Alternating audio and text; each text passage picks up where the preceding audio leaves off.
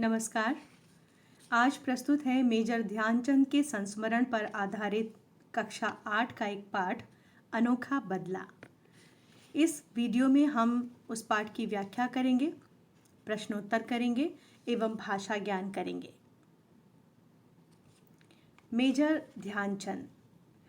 ध्यानचंद जी का जन्म 29 अगस्त 1905 को इलाहाबाद उत्तर प्रदेश में हुआ। इनके पिता समेश्वर दत्त सिंह भारतीय सेना में थे। पिता के लगातार होने वाले तबादलों के कारण ध्यानचंद कक्षा 6 से आगे विधिवत शिक्षा ग्रहण नहीं कर सके। 16 वर्ष की आयु में इन्होंने भी सेना में नौकरी कर ली। हाँ, एक बात बता दें कि सेना में आने से पहले ध्यानचंद का हॉकी के खेल की ओर कोई रुझान नहीं था। हाँ, आरंभिक दिनों में ये रेजिमेंटों के बीच में जो खेल खेले जाते हैं उसमें भाग लेते थे। ऐसे ही किसी खेल के दौरान सूबेदार मेजर बाले तिवारी ने इन्हें खेलते देखा और इनकी प्रतिभा को पहचाना। उन्होंने इन्हें हॉकी खेलने की प्रेरणा दी। न्यूजीलैंड जाने वाली भारतीय सेना की हॉकी टीम में ध्यानचंद को चुन लिया गया।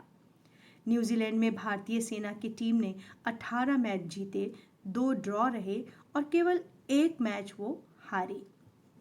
ध्यानचंद विश्व में सर्वश्रेष्ठ हॉकी खिलाड़ी के रूप में प्रसिद्ध हो गए। स्वदेश लौटने पर इन्हें प्रोन्नत करके लांस नायक बना दिया गया। इनके जीवन की बहुत सारी ऐसी घटनाएं हैं जिन्हें पढ़कर हम बहुत कुछ सीख सकते हैं। आइए इनके संस्मरण इन्हीं की जुबानी हम पढ़ते हैं। संस्मरण से पहले मैं आपको बता दूं कि संस्मरण क्या होते हैं।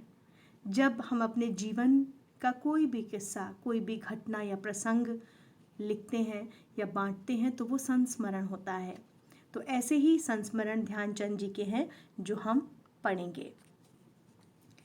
खेल के मैदान में धक्का मुक्की और मारपीट की घटनाएं प्रायः होती रहती हैं। जिन दिनों हम खेला करते थे उन दिनों में भी ऐसा था। आइए आज मैं आपको अपने जीवन की कुछ दिलचस्प घटनाएं सुनाता हूँ। बात 1933 की है। पंजाब रेजिमेंट और स्पेंसर एंड माइनर्स टीम के बीच मुकाबला हो रहा था। मैं पंजाब रेजिमेंट की ओर से खेल रहा था। माइनर्स टीम के खिलाड़ी मुझसे गेंद छीनने की कोशिश कर रहे थे, परंतु उनकी हर कोशिश बेकार हो रही थी। एक खिलाड़ी ने गुस्से में आकर मेरे सिर पर हॉकी दे मारी। घायल अवस्था में मुझे मैदान से बाहर ले जाया गया। मैं पट्टी बंधवाकर दोबारा मैदान में आया तो मैंने उस खिलाड़ी की पीठ पर हाथ रखकर कहा, मैं तुम्हारे इस व्यवहार का बदला जरूर लूंगा। ये सुनकर वो खिलाड़ी एकदम घबरा गया। खेलते समय वो मुझे ही देखता रहा। उसने सोचा था कि मैं भी उसके सिर पर हॉकी मारूंगा। मैंने दनादन एक के बाद एक 6 गोल कर दिए। खेल खत्म होने के बाद मैंने फिर उस खिलाड़ी की पीठ थपथपाई और कहा, दोस्त, खेल में इतना गुस्सा अच्छा नहीं होता। मैंने तो अपना बदला ले ही लिया।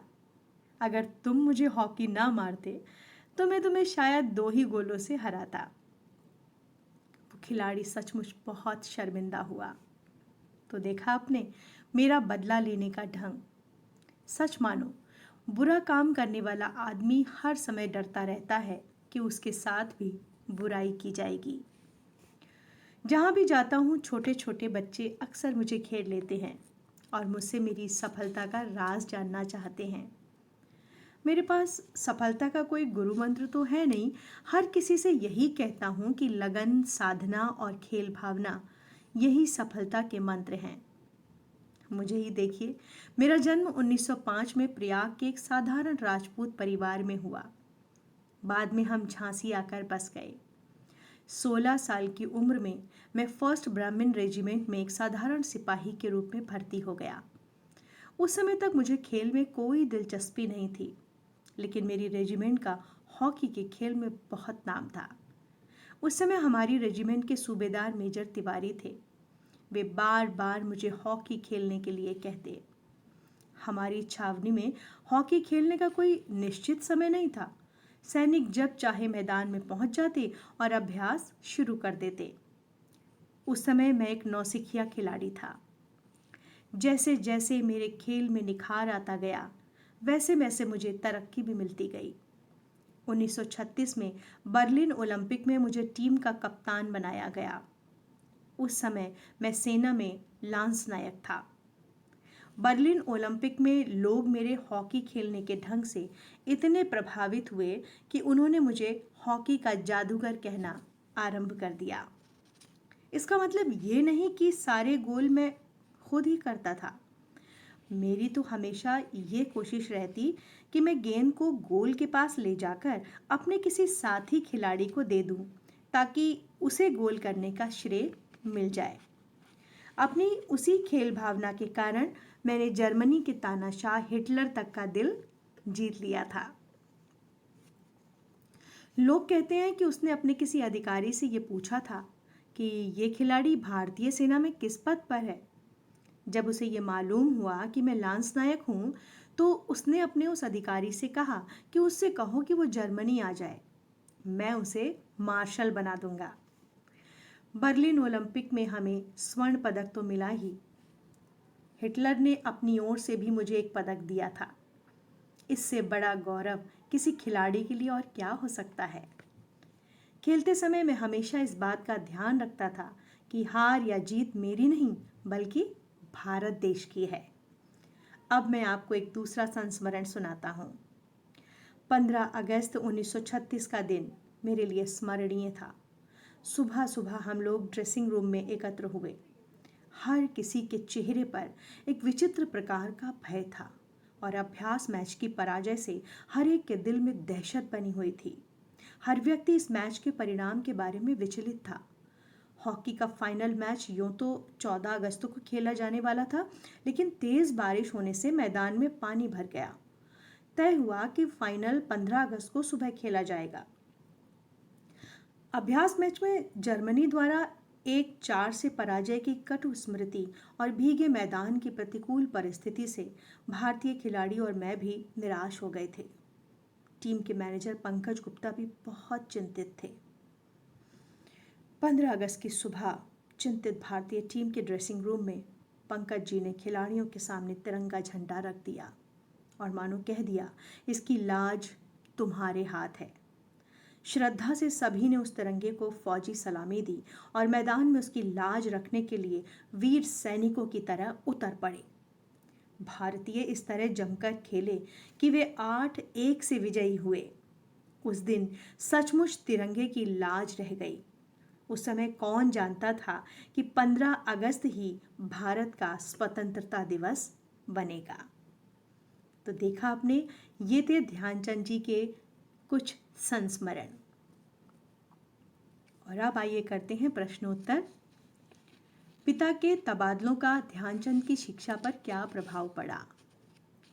ध्यानचंद के पिता समेश्वर दत्त सिंह भारतीय सेना में थे। उनके लगातार होने वाले तबादलों के कारण ध्यानचंद कक्षा 6 से आगे विधिवत शिक्षा ग्रहण नहीं कर सके। न्यूजीलैंड गई भारतीय हॉकी टीम का प्रदर्शन कैसा रहा? न्यूजीलैंड गई भारतीय सेना की टीम ने 18 मैच जीते, 2 ड्रॉ रहे और केवल 1 मैच में वो हारी। अर्थात भारतीय हॉकी टीम का प्रदर्शन बहुत अच्छा रहा। माइनर्स टीम के खिलाड़ी ने ध्यानचंद के सिर पर हॉकी क्यों मारी? जब पंजाब रेजिमेंट और स्पेंसर एंड माइनर्स टीम के बीच मुकाबला हो रहा था, तब माइनर्स टीम के खिलाड़ी ध्यानचंद से गेंद छीनने की कोशिश कर रहे थे, परंतु उनकी हर कोशिश बेकार हो रही थी। ऐसे में एक खिलाड़ी ने आवेश में आकर ध्यानचंद के सिर पर हॉकी दे मारी। सफलता प्राप्ति में कौन कौन से शारीरिक और मानसिक गुण महत्वपूर्ण भूमिका निभाते हैं? सफलता प्राप्ति में परिश्रम, लगन, साधना और खेल भावना आदि शारीरिक और मानसिक गुण महत्वपूर्ण भूमिका निभाते हैं। ध्यानचंद का हॉकी के खेल की ओर रुझान कैसे हुआ? सेना में आने से पहले ध्यानचंद का हॉकी के खेल की ओर कोई रुझान नहीं था। आरंभिक दिनों में ये रेजिमेंटों के बीच खेले जाने वाले खेलों में भाग लेते थे। ऐसे ही किसी खेल के दौरान सूबेदार मेजर बाले तिवारी ने इन्हें खेलते देखा और इनकी प्रतिभा को पहचान कर इन्हें हॉकी खेलने की प्रेरणा दी। मैं तुम्हारे व्यवहार का बदला जरूर लूंगा। इस कथन का विरोधी टीम के खिलाड़ी पर क्या प्रभाव पड़ा? ध्यानचंद का ये कथन सुनकर वो खिलाड़ी एकदम घबरा गया। खेलते समय वो लगातार ध्यानचंद को ही देखता रहा। उसने सोचा कि शायद वो भी उसके सिर पर हॉकी मारेंगे। इसका लाभ उठाकर ध्यानचंद जी ने दनादन एक के बाद एक 6 गोल कर दिए। ध्यानचंद ने विरोधी टीम से बदला कैसे लिया? ध्यानचंद ने अपने कथन के द्वारा विरोधी टीम के खिलाड़ी का खेल से ध्यान हटाकर अपनी ओर केंद्रित करवा लिया और इसी बात का फायदा उठाकर उन्होंने विरोधी टीम को 6 गोल से हरा दिया। हिटलर ध्यानचंद की किस बात से प्रभावित हुआ और उसने अपने अधिकारी से क्या कहा? हिटलर ध्यानचंद के खेलने के तरीके और खेल भावना से प्रभावित हुआ, क्योंकि ध्यानचंद की यह कोशिश रहती कि गोल करने का श्रेय साथी खिलाड़ी को मिल जाए। ये देखकर हिटलर ने अपने अधिकारी से ध्यानचंद को जर्मनी आने का और सेना का उच्च पद मार्शल बना देने का संदेश कहलवाया। भारतीय टीम के मैनेजर पंकज गुप्ता क्यों चिंतित थे? भारतीय टीम के मैनेजर पंकज गुप्ता इसलिए चिंतित थे क्योंकि अभ्यास मैच में जर्मनी द्वारा 1-4 से पराजय की कटु स्मृति और भीगे मैदान की प्रतिकूल परिस्थिति दोनों कारक ही उन्हें निराश कर रहे थे। भाषा ज्ञान में बारी है पर्यायवाची शब्दों को लिखने की। लगातार यानी कि कंटिन्यूअस, हिंदी पर्यायवाची होगा निरंतर और सतत। इकट्ठा, संचय, एकत्र, दिलचस्प, मनोरंजक, मनोहर, तरक्की, उन्नति, प्रगति, कोशिश, प्रयास, प्रयत्न, गुस्सा, क्रोध, कोप। निम्नलिखित शब्दों का विग्रह करके लिखिए। खेल भावना, ये सामासिक शब्द होते हैं जो हम संक्षेप में एक साथ लिख देते हैं और फिर उनका विग्रह यानी उन्हें अलग करते हैं। तो किस तरह से होता है? खेल भावना यानी खेल की भावना। घुड़दौड़, घोड़ों की दौड़। स्वर्ण पदक, स्वर्ण का पदक। उद्योगपति, उद्योग का पति। आराम कुर्सी, आराम के लिए कुर्सी। सिर दर्द, सिर का दर्द। जलधारा, जल की धारा। अकाल पीड़ित, अकाल से पीड़ित। खेल हमें जीवन सिखलाते, नीरसता में सरसता उपजाते, चिंता तनाव को दूर भगाकर अनुशासन में रहना सिखलाते। खेल हमें जीवन सिखलाते। ढेर सारी शुभकामनाओं के साथ आपकी राखी।